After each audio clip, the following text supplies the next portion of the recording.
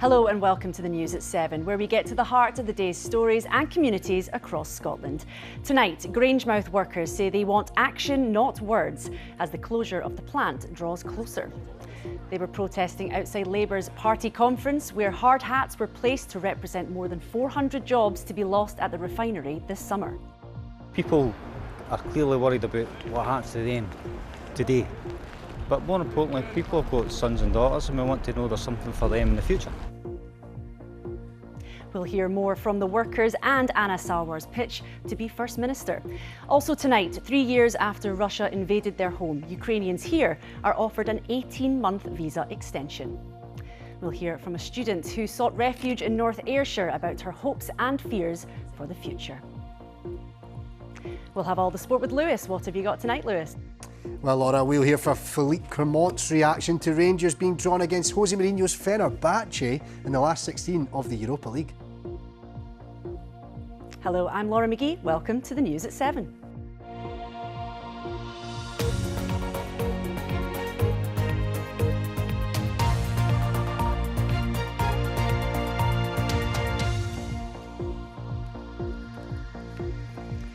Workers from the Grangemouth refinery and the union Unite gathered today to protest against the closure of the facility, saying the promises made by Scottish and UK Labour leaders have come to nothing.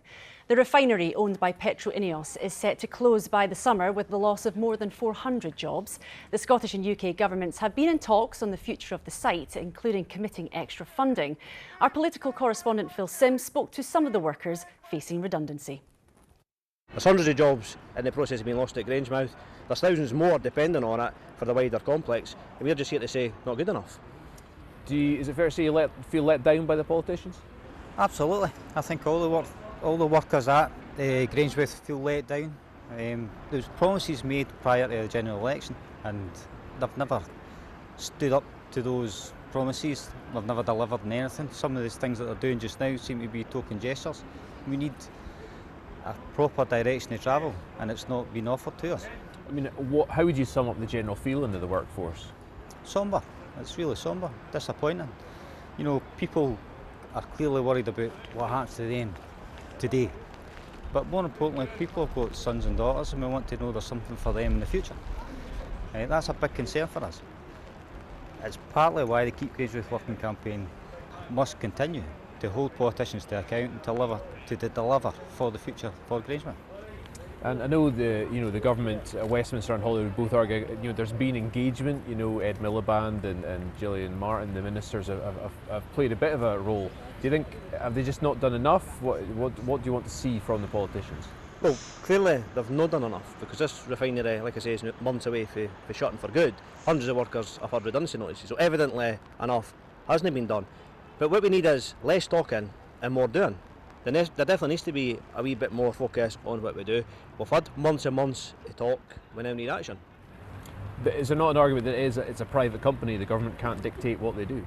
Well, that is true, and nobody said at any point the government should put money into the site and run it or invest directly in a private business. That's a decision for the government and for business.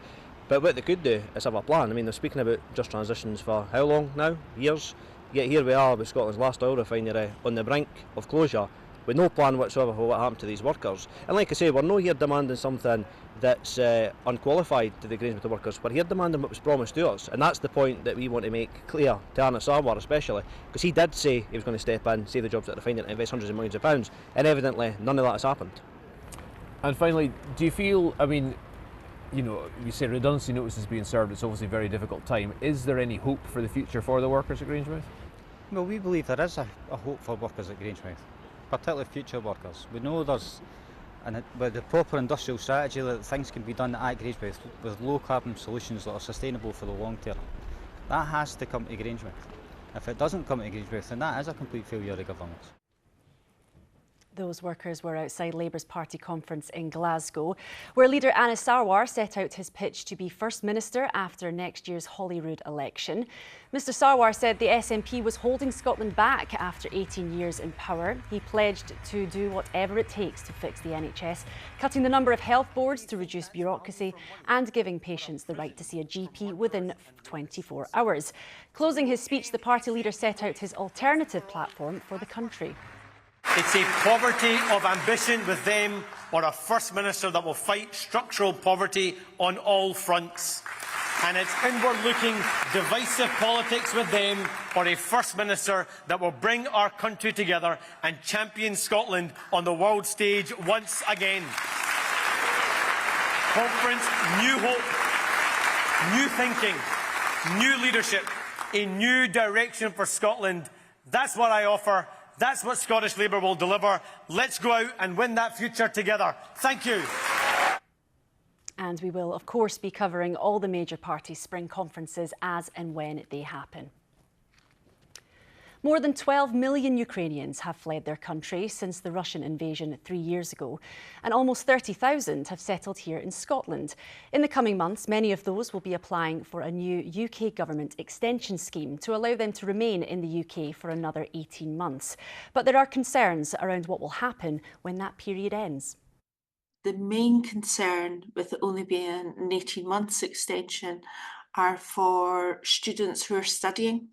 Are they able to finish their courses? And the other one is for employers, because they don't understand it. Some employers are reluctant to give contracts, unfortunately. Well, earlier today, I spoke to Sofia Solodovnik, who fled to Scotland from Ukraine 3 years ago. I asked her how she has found life after settling in North Ayrshire. I would say that it was kind of difficult for me because, first of all, it was my first time being abroad. The helpful stuff that I had, I knew English and I can use it and I can speak. But when I came, I was very shy because it's a new culture, it's a new people, and I don't know how to deal with all of the situation. And at the same time, I took a big responsibility because I had my brother with me, and he was 12 years old. I was 19 in that period of time. But the biggest support we got since we started having all of these applications, this process to come, we applied for Ukrainian sponsorship scheme. It was my sponsors. It was like my best people here that I got. We're already staying with them 3 years. And only one problem that I get in the period of time, it's like what I have to do. Like, and how long I have to stay here. You will have the opportunity to apply for an application to stay in Scotland for another 18 months. How does that make you feel? Because it means that you'll be able to finish your studies, your bachelor degree. I would say that we're really grateful for Scottish government and Great Britain, for people who support us to have this extension, who decide to extend this program for us, because it's really essential, especially for students, for example, people who in the middle of their studies, and what you can take from Western country, what example you got, or what knowledge, how people live, what standard of economy and lifestyle you can bring to your country when you will need to rebuild it, you know what I mean. How are you feeling about a potential return to the country? We can't come back what we had, the peaceful life, our sea, our resources, our territories. It's not that easy, but we need to think how we can plan our future, and we can plan it. And that's why you have no answer for the question when the war will end, how it will end. But I hope Europe countries never gonna give a permission to steal our territories, like to give it for an exchange of the stopping of the war. Because me, as a representative of Ukrainians here, for example, I would say we never agree to give our territories just like for free, because many people die for not giving these territories. Sofia Solodovnik there. Thank you for joining us on tonight's News at 7. We have more in the programme. Doctor Who's turning back time. Peter Capaldi tells us why he's returning to the musical career he began in Glasgow 40 years ago. Hello there folks, well it's been mild out there but very wet and windy. We've seen a top gust of 73 miles per hour at South Uist. More wet and windy fare coming our way for Sunday. I'll have more in a wee while.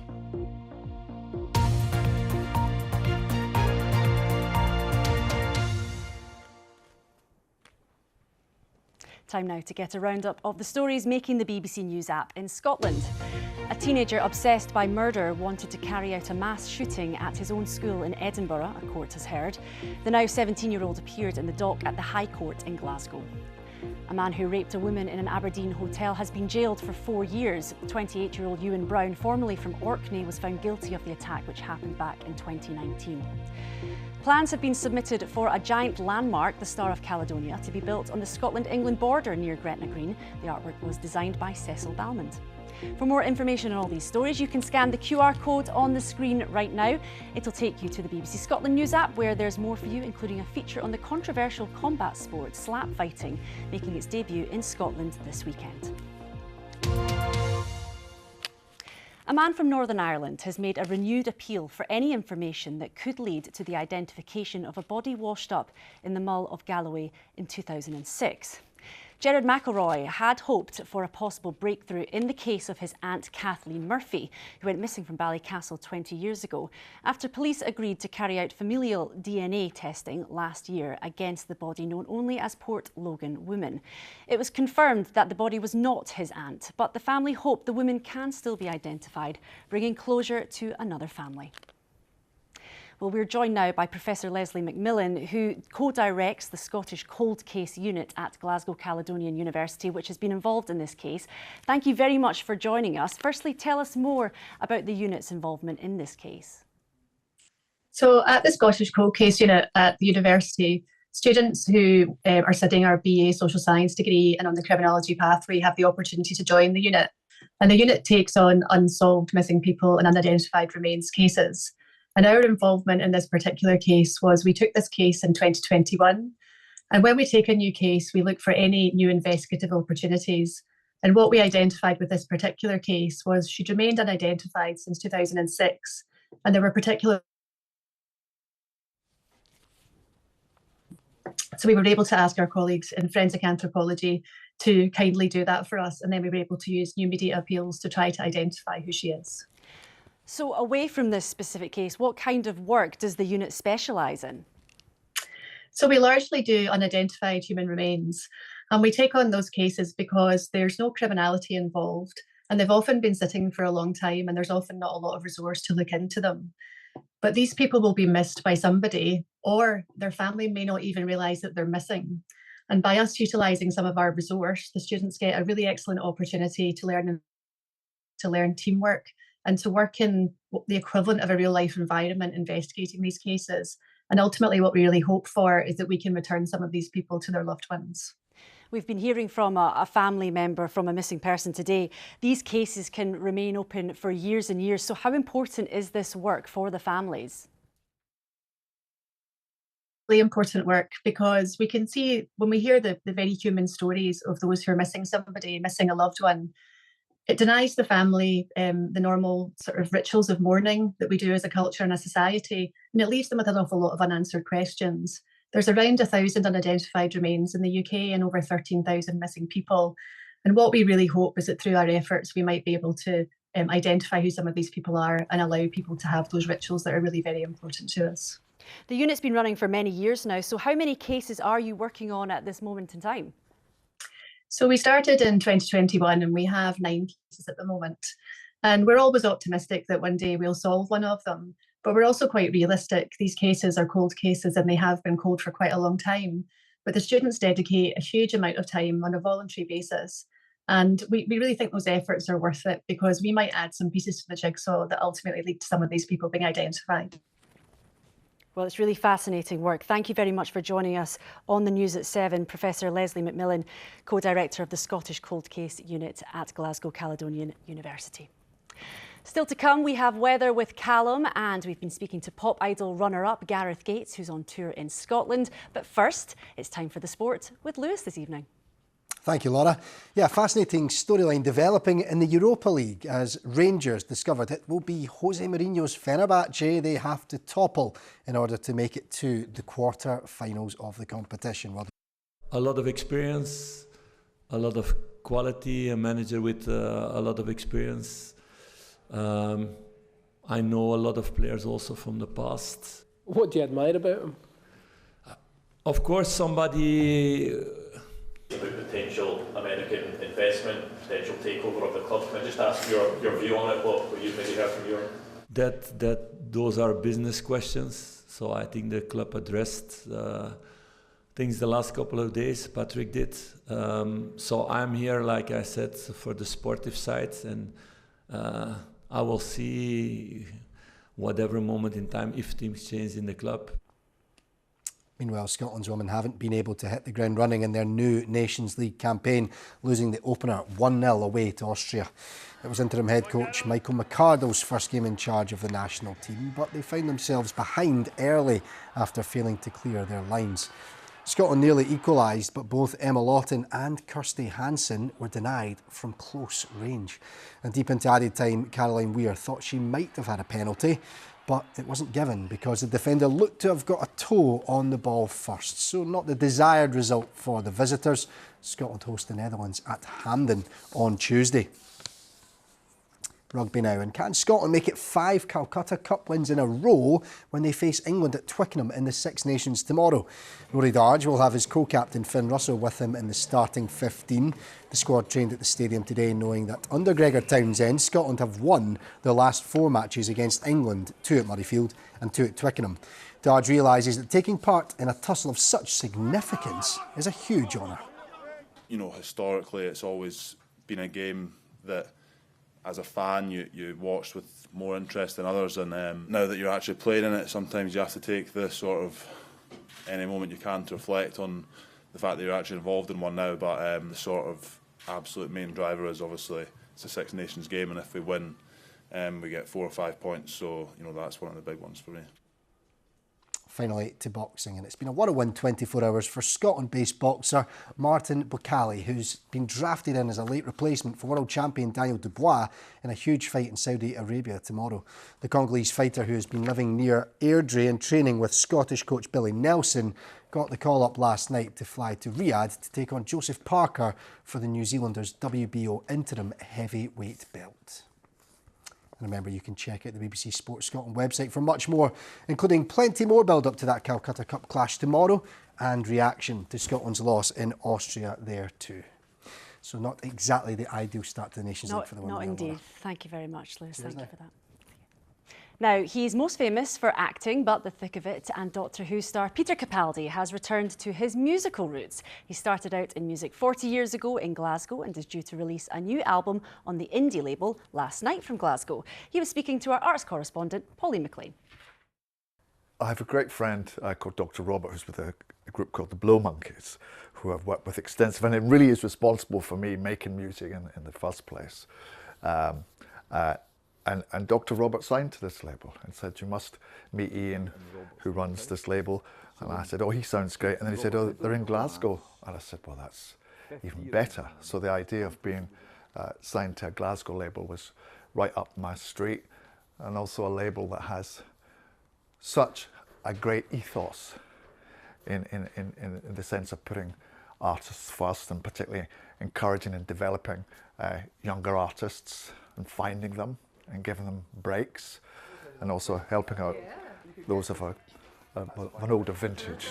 I mean, my key kind of ethos about it is if I don't enjoy it, I stop doing it. But for instance, when you're acting, I did the film The Suicide Squad. We fail the mission, you die. If we find out any information you give us is false, you die. If we find out you have personalized license plates, you die. What? No. Which was shot in Atlanta in the USA. I could have done my film and my part in a month, but they had me there for 3.5 months. So with all that downtime, I just made sure I would try to write songs. So every day I would get up and say, you know, I'm going to try and write, you know, a sad song today, or a rocky song or whatever. And they were all terrible. But by the end of the week, you had, you know, 3 terrible songs, and maybe one of them might have something. Also, while I was there, I was able to go to Nashville, which was incredible. And I would say to anybody from Scotland, go to Nashville and you'll feel right at home. And particularly from Glasgow. You know, I met people there. I just thought you could have been in the Grand Ole Opry in Glasgow easily, as well as the Grand Ole Opry here. It was just like coming home. You know, it's amazing. I mean, a lot of these tracks were started you know, on a computer, on GarageBand or Logic, you know, and we developed them from that. So you can actually, if you want, sit and make albums and no one need ever hear them. That doesn't say, so obviously when I'm talking to a major record company executive, they don't like to hear that. I want to do an album that no one ever hears. Peter Capaldi speaking to Pauline McLean there. The rest of the entertainment news now with our reporter Indigo Stafford, who I caught up with earlier. Indigo, we're starting tonight's entertainment with a bit of reality TV nostalgia. Yes, that's right, Laura. Can you believe it's been 23 years since Gareth Gates placed runner-up on Pop Idol? And what a career he's had. Over 3.5 million records sold across the UK with top hits such as Unchained Melody and Any One of Us. Well, I got to sit down and catch up with him. He told me he's delighted to be in Scotland. He'll be performing upcoming shows in Ayr and Inverness. Good for your touch. Gareth, so nice to see you here in Scotland. So tell us a little bit about these shows. Two different shows actually I'm doing. The show in Ayr is a song called Gareth Gates Sings Love Songs from the Movies. One of my biggest hits and my first ever #1 was with a song called Unchained Melody, made famous by the movie Ghost, and that got me thinking. Some of the world's greatest love songs are from movies. And then the show I'm taking to Inverness is a show that I went out with last year called Gareth Gates Sings Frankie Valli and the Four Seasons. I'm a big Frankie Valli fan, so to be singing his music with a live band, 4 of the guys, yeah, I'm really excited to take that to Inverness. I'm gonna take this night and make it evergreen. Of course, I'm going to mention Pop Idol. How many years has it been now since Pop Idol? 23 years since Pop Idol. Getting old. No, but it's kind of flown by in some ways. You know, I've achieved a lot within that time. How much did your life change overnight? Massively. I was literally able to walk down the street and nobody know me. It was literally instant fame and it was craziness. Did you enjoy that, or was that difficult to deal with? It was tough at the time because I was always a very shy boy with a debilitating stammer. You know, I didn't really want the attention, but you sort of just had to accept that that was part of the job. The Pop Idol finalist 2002. And for people watching who might not understand just how big a show that really was at the time, how would you describe that? It was huge. I think that final between me and Will Young, you know, I don't think a final has gripped the nation as much since. To be part of kind of history like that is great, you know, and I'm very fortunate.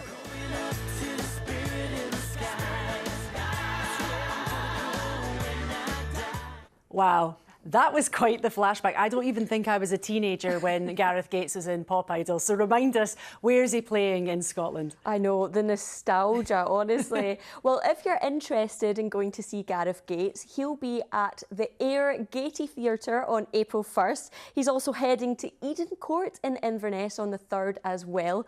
But if you're looking for something to get up to this weekend, it's the last chance to go and see Kinky Boots at Edinburgh Playhouse. It's starring Strictly star Johannes. I had the pleasure of seeing it this week. It's incredible, highly recommend. And we also have Scottish rock legends Mogwai performing in the capital on Sunday as well. Good stuff. Thank you very much for keeping us updated on all things entertainment, Indigo. Thank you. Plenty to keep you entertained with over the next wee bit. Right, let's have a look at the weather with another born entertainer. Callum McCall is here. What have we had? It looks a little bit wet, doesn't it? At least we had a wee rainbow, but we'll get to that in a wee minute there, Laura. But yes, representative of the picture of Sunday. Yes, it'll be like that, as we saw in Islay earlier on. Blustery winds, plenty rain too. We saw in excess of 2 inches there in the sky.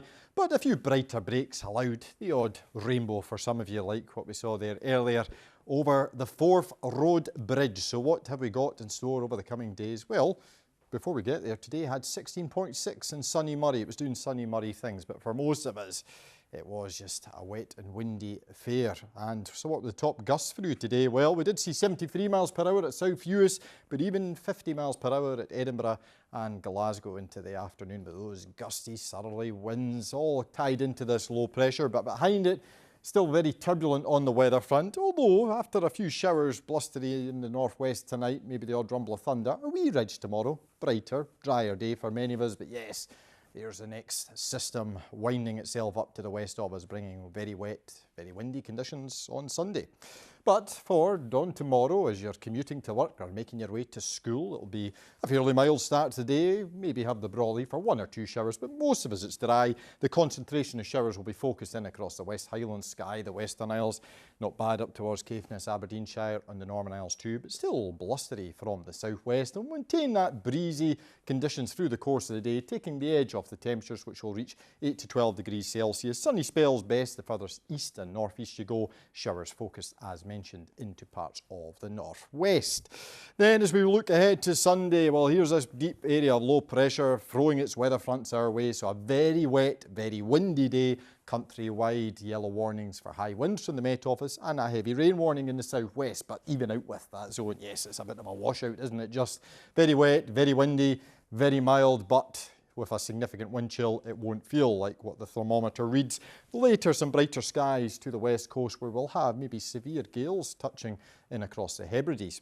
Early next week, the wind's gradually coming down, but a wee bit chillier from the westerly direction. Sunny spells and some blustery showers. That's reflected on the temperature trend, slightly downward, but really just around average. And maybe you'll see the odd rainbow too next week. Laura. So what you're saying, Callum, is I still very much need my umbrella and my waterproofs at every point next week. Everything needed.